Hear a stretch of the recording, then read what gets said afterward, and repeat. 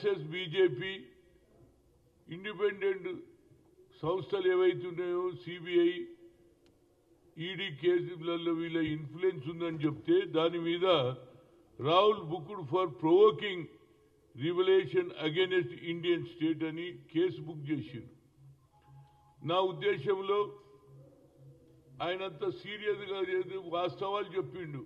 నిజంగానే ఇవాళ election commission కానీ ఈడీ కానీ అదేవిధంగా సిబిఐ కేసులు అపోజిషన్ మీద పెడుతున్నారా లేదా, వాళ్ళు ఏం చెప్తే నడుస్తుందా లేదా.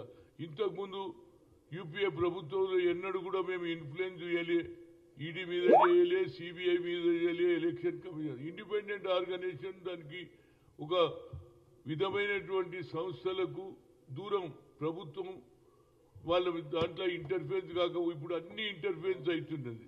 దీనికి కారణం ఏంటంటే గతంలో మీ అందరికీ తెలుసు, నేను ఇదే ప్రెస్ కాన్ఫరెన్స్ లో కూడా చెప్పిన, ఫ్లోర్ ఆఫ్ ది హౌస్ లో రాజ్యసభలో బాబాసాహెబ్ అంబేద్కర్ ను అవమానపరిచాడా లేదా. అంబేద్కర్ అనేది ఒక ఫ్యాషన్ అయిపోయింది.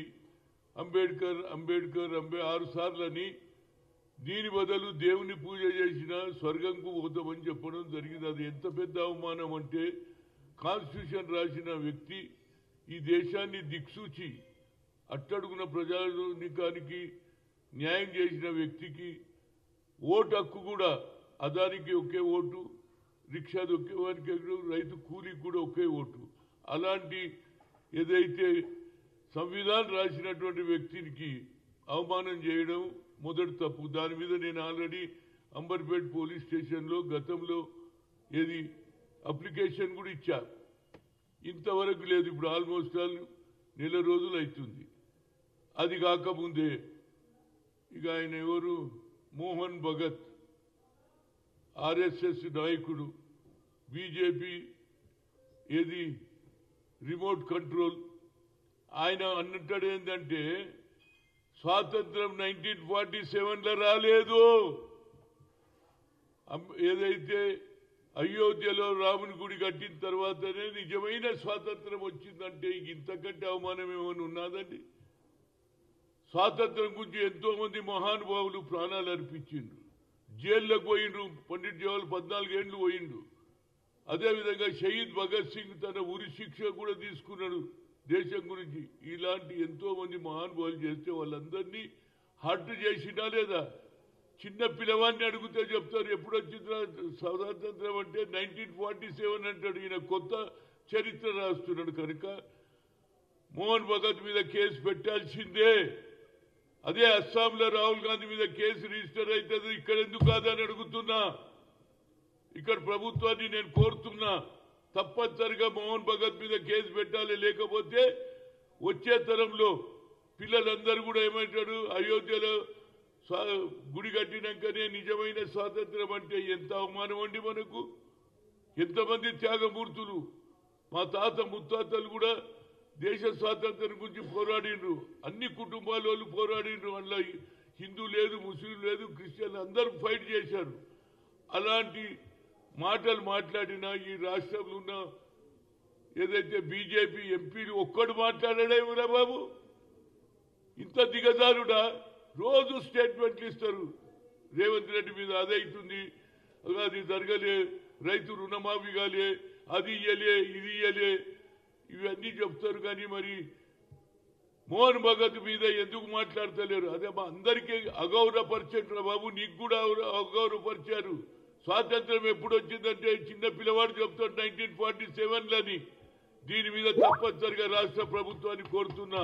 నేను ముఖ్యమంత్రి గారు వచ్చినప్పుడు కూడా అడుగుతా, ఎందుకంటే ఈ హిమ్సెల్ఫ్ అయితే home minister, how long it will be there. మన నాయకుడి మీదనే కేసు పెట్టి ఆయన ఏ తప్పు చేయలే. ఏమన్నాడు, కేవలం ఆయన మాట్లాడింది ఏమన్నాడు తెలుసా, ఆర్ఎస్ఎస్ బీజేపీ ఇండిపెండెంట్ సంస్థల మీద ఆధిపత్యం నడుస్తుందన్నాడు. అంతకు తప్పితే ఏం మాట్లాడలే. మీరెంత ఎంత అండి. దేశాన్ని తల వంచుకున్న ప్రపంచ దేశంలో తెలుసు, అమెరికావో లండన్వో న్యూయార్కో ఎక్కడికి పోయినా ఇండియా ఎప్పుడు వచ్చింది స్వాతంత్రం అంటే ప్రతి ఒక్కరు చెప్తాడు 1947 బ్రిటిషర్ను బయటికి తోలించిందని చిన్న పిల్లవాడు చెప్తాడు. అలాంటిది అయోధ్యకు లింక్ చేస్తాడేంది నాకు అర్థం కాదు.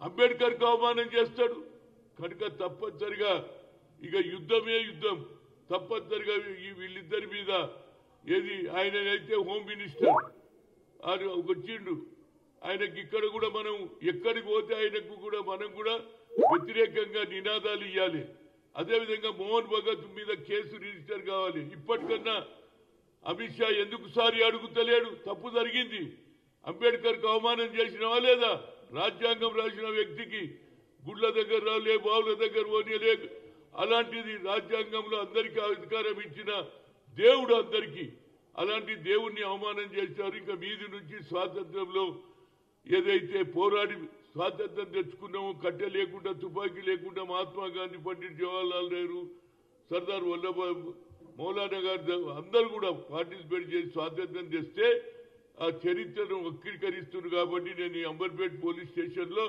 ఇది సెకండ్ కాపీ మొదటిదేమో అమిత్ షా మీద ఇది రెండోది ఆయన అంటే హోమ్ మినిస్టర్ ఉండదు ఈయన ఏమున్నాడా ఆర్ఎస్ఎస్ చీఫ్ తోటి భయపడతారా బాబు రిమోట్ కంట్రోల్ ఆయనే నడిపిస్తుండా నరేంద్ర మోడీ నడిపిస్తుండా సర్కార్ లేకుంటే మోహన్ భగత్ నడిపిస్తుండా నేను అడుగుతున్నా ఇది నిజం చెప్తుంది ఇది చాలా సీరియస్ కేసు మనం తప్పనిసరిగా అన్ని రాష్ట్రాలలో తిరిగి ఎక్స్పోజ్ చేయాలి రాహుల్ గాంధీ అప్పుడే అంటుండు కదా సంవిధాన్ బచావ్ కి డాలి అంటున్నాడు సంవిధాన్ గ్రామాలలో తెలవాలి స్వాతంత్రంలో షహీద్ భగత్ సింగ్ ప్రాణాలు అర్పించిండు స్వాతంత్రం గురించి ఎంతో మంది అలాంటి వాళ్ళు ఎంతో కొన్ని వేల మంది తెలిస్తేనే స్వాతంత్రం వస్తే అయోధ్యలోనే రామ మందిరము కట్టిన తర్వాతనే నిజమైన స్వాతంత్రం అనడానికి ఆయన చదువుకున్నాడా లేకపోతే ఆర్ఎస్ఎస్ ఈ దేశంలో హిందువులనంతో ఏకం చేసి నాయకుడు కావాలనుకుంటున్నా ఇది సెక్యులర్ దేశం రా బాబు హిందూ ముస్లిం సిక్ ఇసాయి అందరు ఉండే దేశం ఇది సెక్యులర్ కంట్రీలో ఇలాంటి వాతావరణం సృష్టించి ప్రజలను రెచ్చగొట్టి ఓట్లు తీసుకొని రాజకీయ లబ్ధి పొందాలనే చూస్తున్నారు హిస్టరీని కూడా తిరిగి రాస్తున్నారు కాబట్టి తప్పనిసరిగా బీయింగ్ ఏ హోమ్ మినిస్టర్ నేను తప్పనిసరిగా ఇప్పుడైతే పోలీస్ స్టేషన్లు ఇచ్చినా ముఖ్యమంత్రి వచ్చినాక ముఖ్యమంత్రి కూడా లెటర్ ఇస్తా కేసు రిజిస్టర్ కావాల్సిందే లేకపోతే నేను తరఫున 10 రోజులు 15 రోజులు టైం ఇచ్చి నా క్రికెట్ మ్యాచ్ అయిపోయినాక నేను తప్పనిసరిగా ఏది పోలీస్ స్టేషన్ల ముందు ధర్నా చేస్తా ఇక ఎందుకు చేయరే సోమూటో కింద కేసులు పెట్టుకోమని అన్నాడు అలా రిటైర్డ్ చీఫ్ జస్టిస్ నిన్న మాట్లాడితే కోర్టులు మీడియా సమన్వయంతో పనిచేయాలన్నాడా ఇది సమన్వయమా ఏమంటుండు కోర్టులు మీడియా సమన్వయంతో పనిచేయాలి ఇప్పటి వరకు హాజీపూర్లో ఏది 3 అమ్మాయిల మీద రేప్ జరిగి కింది కోర్టు నల్గొండ కోర్టు తీర్పు ఇచ్చింది ఒక కేసులోనేమో ఉరి ఇంకో కేసులో లైఫ్ ఇప్పటిదాకా 5 ఏళ్ల నుంచి పెండింగ్ ఉన్నదండి మాజీ చీఫ్ జడ్జి గారు మాట్లాడుతున్నారు సోమూటో కింద కేసు పెట్టుకుంటే తీసుకుంటా అంటున్నారు ఇంత అన్యాయం జరిగినా ఇంత ఓపెన్ గా మాట్లాడినా మేము తీసుకుపోయి అప్లికేషన్ ఇచ్చినా లేకుంటే మీరు అంటారు కదా ఎవరు ఇచ్చిండని మేము అప్లికేషన్ ఇచ్చినా ఎట్టి పరిస్థితులలో మోహన్ భగత్ మీద కేసు పెట్టాల్సిందే ఎఫ్ఐఆర్ పెట్టాల్సిందే ఆయన పిలిపియాల్సిందే స్వాతంత్రం ఎవరు తెచ్చిండ్రు అనేది దేశ ప్రజలకు తెలుస్తుంది అప్పుడు అన్నట్టు మీద కేసు పెడితే ప్రజలకు కూడా తెలుస్తుంది వీడు అబద్ధాలు చెప్పిండు కాబట్టి తెలంగాణ గవర్నమెంట్ సరి అయిన పని చేసి అస్సాంలో చేసిండ్రు ఏం తప్పేం మాట్లాడలే వీళ్ళు వాళ్ళ ఇన్ఫ్లుయెన్స్ ఉపయోగిస్తున్నారు కనుక బీజేపీ ఆర్ఎస్ఎస్ మీద పోరాడమనే చెప్పిండు తప్పితే ఆయన ఏం చెప్పలే దానికి కేసా అక్కడ ఉన్న ముఖ్యమంత్రి బీజేపీ ముఖ్యమంత్రి కాబట్టి కేసు పెడతాడు ఇవాళ మనం బీజేపీకి వ్యతిరేకంగా అప్పటి నుంచి కాదు దేశ స్వాతంత్రం వచ్చిన బీజేపీ ఐడియాలజీకి వాళ్లకు మనకు సంబంధం లేదు ఎన్నడూ కూడా మేము కాంప్రమైజ్ కాలేదు అలాంటిది మన గవర్నమెంట్ ఇక్కడ కాంగ్రెస్ గవర్నమెంట్ ఉన్నది తప్పనిసరిగా ఇక్కడ కూడా కేసు పెట్టాల్సిందే అప్పుడన్నా మోహన్ భగత్ కు ఆలోచనలో మార్పు వస్తుంది ఇక ముందు ఇలాంటి స్టేట్మెంట్లు కానీ రెచ్చగొట్టడానికి కాంగ్రెస్ ను దిగజార్చడానికి రాహుల్ గాంధీ మీద కేసులు ఎట్లా పెట్టిండ్రు కాబట్టి నేను పోలీస్ స్టేషన్లు ఇచ్చిన ఈ కాపీలందరూ కూడా మీకు పంపిస్తున్నా పోలీస్ స్టేషన్ల స్టేషన్ సిఐకి ఇచ్చిన అదేవిధంగా మీకు కూడా ఇస్తున్నా ఇది చాలా సీరియస్ కేసు రోజు జరుగుతూనే ఉంటుంది కేటీఆర్తో ఆంధ్రతో కానీ ఇది మా రాహుల్ గాంధీ మీదనే కేసు పెట్టింది కాబట్టి ఇది should take very serious phone మీద ఏది ఎఫ్ఐఆర్ రిజిస్టర్ చేయాలి, పిలవాలి, ఇంకోసారి ఇలాంటి భాష మాట్లాడకుండా చూడాలి. ఎట్లనైనా బీజేపీ వాళ్ళకు నోరు లేదు, వేరేది మాట్లాడతారు.